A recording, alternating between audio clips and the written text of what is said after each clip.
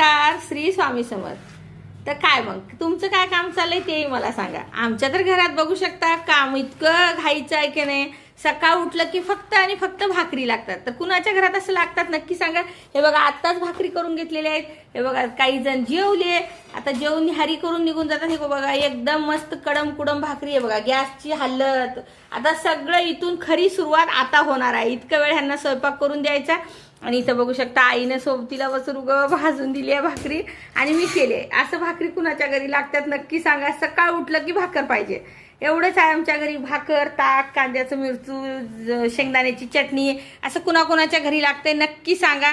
सगळ्यांच्याच घरी लागते, पण मी व्हिडिओ करते म्हणून सगळ्यांना कळते, नाहीतरी कुणालाही कळत नव्हतं। इतकंच आहे, मला आवड आहे करण्याची म्हणून करते। कुणी याचं राग धरत जाऊ नका की सकाळ उठलं की व्हिडिओ टाकते म्हणून।